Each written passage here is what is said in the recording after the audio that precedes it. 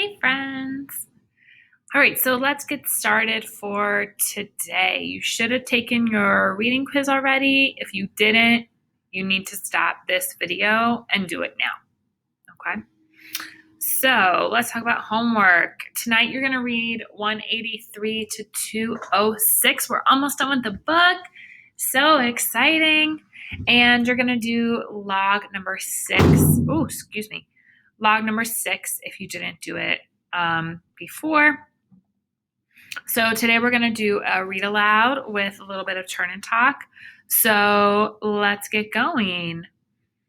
So I want to remind you that the goal is to write a couple of sentences with your turn and talk.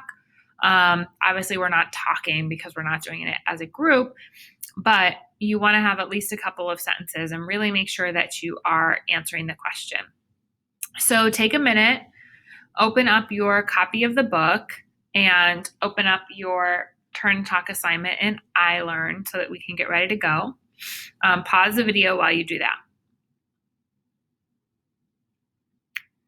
All right, so we're going to get started with our turn and talk, and we're going to start on page 175. So let me bring up my book here. And I've got it all queued up to 175, so we're going to be starting this letter June 13th. Right. June 13th, 1992. Dear friend, I just got home from Bill's house. I would have written you about last night this morning, but I had to go to Bill's. Last night, Craig and Sam broke up. It was very sad to watch. In the past few days, I've heard a lot about the prom, and thanks to those 24-hour film places, I've seen a lot of what everybody looked like. Sam looked beautiful. Patrick looked handsome. Mary Elizabeth, Alice, Mary Elizabeth's boyfriend, they all looked great too. The only thing is that Alice wore a white stick deodorant with a strapless dress, and it showed. I don't think that kind of thing matters, but supposedly Alice was paranoid about it all night. Craig looked handsome as well, but he wore a suit instead of a tux. That's not why they broke up. Actually, the prom was supposed to be very nice. The limo was really great, and the limo driver got everyone stoned, which made the expensive food taste even better. His name was Billy. The prom's music came from this really bad cover band called the Gypsies of the Allegheny, but the drummer was good, so everyone had a nice time dancing. Patrick and Brad didn't even look at each other, but Sam said Patrick was really okay about it. After the prom, my sister and her boyfriend went to the after-prom party the school organized. It was at this popular dance club downtown. She said that it was really fun with everyone all dressed up and dancing to good music played by a DJ instead of the Gypsies of the Allegheny. They even had a comedian who did impersonations. The only thing was that once you went in, you couldn't leave and come back. I guess the parents thought it would keep kids out of trouble, but nobody seemed to mind. They were having too much fun, and enough people smuggled in liquor anyway. After the party, it was about 7 o'clock in the morning, and everyone went to the Big Boy for pancakes or bacon. I asked Patrick how he liked the after-prom party, and he said it was a lot of fun. He said that Craig had rented a hotel suite for all of them, but only Craig and Sam went. Actually, Sam wanted to go to the after-prom party the school organized too, but Craig got really angry because he'd already paid for the hotel suite. That's not why they broke up. It happened yesterday at Craig's house after Rocky Horror.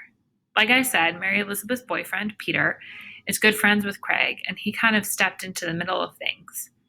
I guess he really likes Mary Elizabeth a lot and has grown to like Sam quite a bit because he's the one who brought it up. Nobody even suspected. Basically, Craig has been cheating on Sam ever since they started going out. And when I say cheat, I don't mean he got drunk once and fooled around with one girl and felt bad about it. There were several girls, several times, drunk and sober, and I guess he never felt bad. The reason Peter didn't say anything at first was the fact that he didn't know anybody, and he didn't know Sam.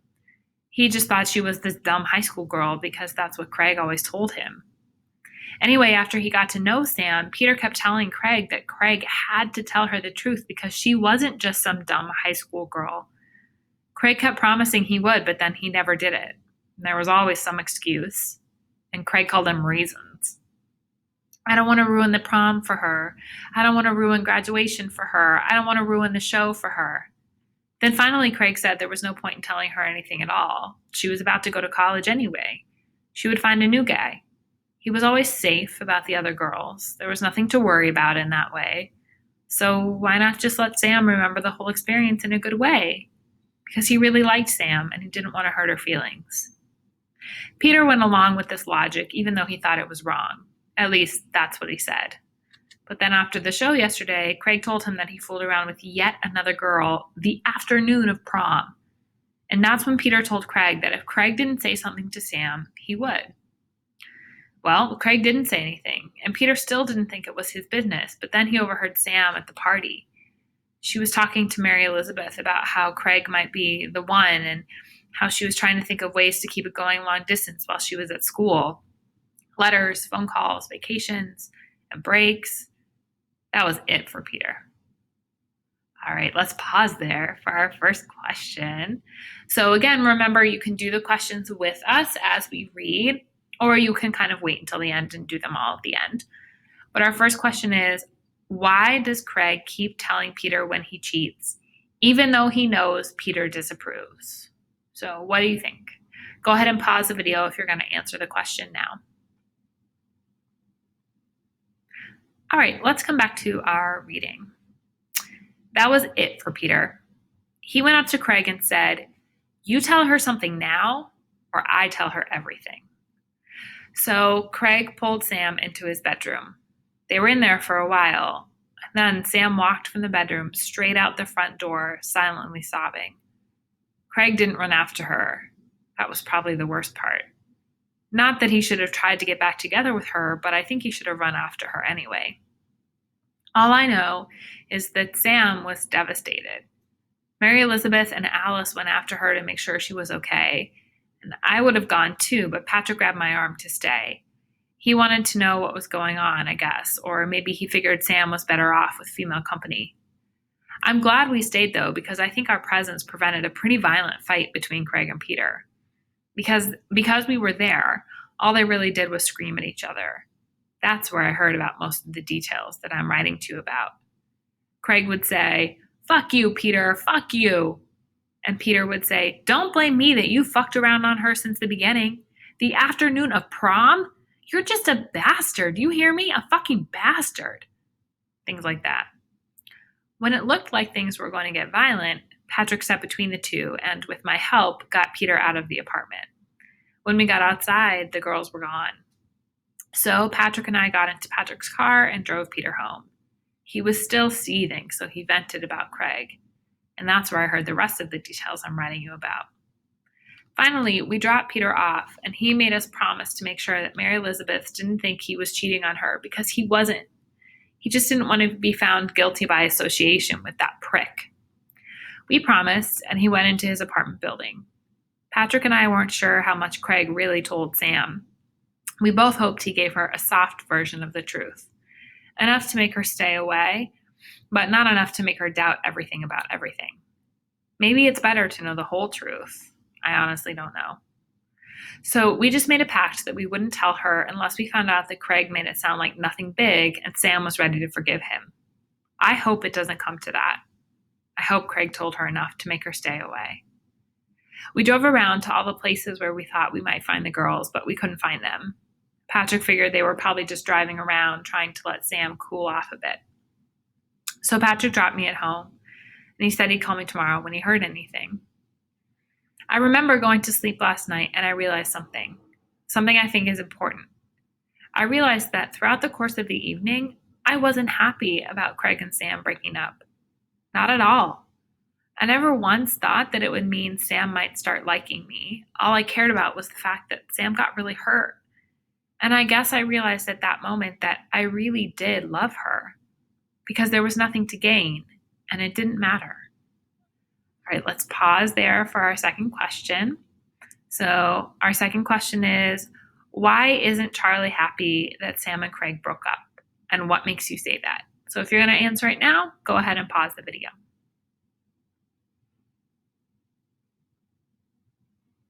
All right, let's pick up where we left off.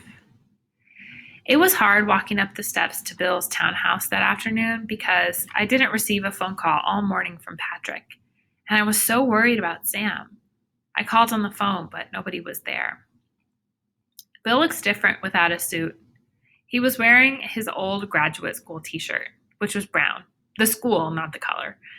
His girlfriend was wearing sandals and a nice flowered dress. She even had hair under her arms. No kidding. They looked very happy together. And I was glad for Bill. Their house didn't have a lot of furniture in it, but it was very comfortable. They had a lot of books, which I spent about half an hour asking them about. There was also this picture of Bill and his girlfriend when they were at Brown together in graduate school. Bill had very long hair then. Bill's girlfriend made lunch while Bill made salad. I just sat in the kitchen drinking ginger ale and watched them. The lunch was a spaghetti dish of some sort because Bill's girlfriend doesn't eat meat. And Bill doesn't eat meat either now. The salad did have imitation bacon bits, though, because bacon is the only thing they both miss. They had a really nice collection of jazz records, and they kept playing them all through lunch. After a while, they broke open a bottle of white wine and gave me another ginger ale. And then we started talking. Bill asked me about the fountainhead, and I told him, making sure I was a filter. And then he asked me about how I liked my first year of high school, and I told him, making sure that I included all the stories in which I participated. And then he asked me about girls, and I told him how I really loved Sam, and how I wondered what the lady who wrote about the fountainhead would say about how I came to realize that I loved her. After I finished, Bill got very quiet. He cleared his throat. Charlie, I want to thank you. Why? Because it has been a wonderful experience teaching you. Oh, I'm glad. I didn't know what else to say. And then Bill took this really long pause, and his voice sounded like my dad when he wants to have a big talk. Charlie, he said, do you know why I gave you all that extra work? I shook my head no. The look on his face, it made me quiet. Charlie, do you know how smart you are? I just shook my head no again. He was talking for real, and it was strange. Charlie, you're one of the most gifted people I have ever known. And I don't mean in terms of my other students. I mean in terms of anyone I've ever met. And that's why I gave you the extra work. I was wondering if you were aware of that. I guess so. I don't know. I felt really strange. I didn't know where this was coming from. I just wrote some essays. Charlie, please don't take this the wrong way. I'm not trying to make you feel uncomfortable. I just want you to know that you're very special. And the only reason I'm telling you is that I don't know if anyone else ever has. I looked up at him, and then I didn't feel strange. I felt like I wanted to cry. He was being so nice to me, and the way the girlfriend had looked, I knew this meant a lot to him. And I didn't know why it did. So when the school year ends and I'm not your teacher anymore, I want you to know that if you never ever need anything, or you want to know more about books, or you want to show me anything that you write, or anything, you can always come to me as a friend. I do consider you a friend, Charlie. I started crying a little bit. I actually think his girlfriend was too. But Bill wasn't. He looked very solid. I just remember wanting to hug him. But I've never done that before, and I guess Patrick and girls and family don't count. I didn't say anything for a while because I didn't know what to say. So finally I just said, "You're the best teacher I ever had." And he said, "Thank you." And that was that. Bill didn't try to make sure I would see him next year if I needed anything. He didn't ask why I was crying. He just let me hear what he had to say in my own way and let things be. That was probably the best part. After a few minutes, it was time for me to leave. I don't know who decides these things. It just happens. So we went to the door, and Bill's girlfriend hugged me goodbye, which was very nice considering that I didn't know her except for today. And then Bill extended his hand, and I took it. And we shook hands, and I even sneaked in a quick hug before I said goodbye. When I was driving home, I thought about the word special, and I thought the last person who said that about me was my Aunt Helen. I was very grateful to have heard it again, because I guess we all forget sometimes. And I think everyone is special in their own way. I really do. My brother gets home tonight, and everyone's graduation is tomorrow. And Patrick still hasn't called. I called him, but no one was home again. So I decided to go out and buy everyone their graduation present. I really haven't had time until now. Love always, Charlie. All right, so let's go to our third question, which is Bill tells Charlie, "You're very special, and the only reason I'm telling you is I don't know if anyone ever has, or else has, excuse me."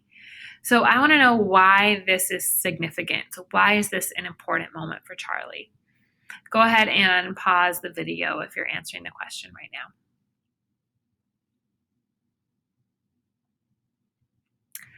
All right, let's pick up with our final piece. So we're up here at the top on 183. Dear friend, I just rode home on the bus. It was oh no, I'm lying. I'm lying to you. We're not going to read that part. Sorry. You're actually going to do question 4 now also. So I want you to make a prediction. What do you think will happen now that Sam is single? And what makes you say that? All right. If you haven't answered any of the questions yet, now is your time to go back and make that happen.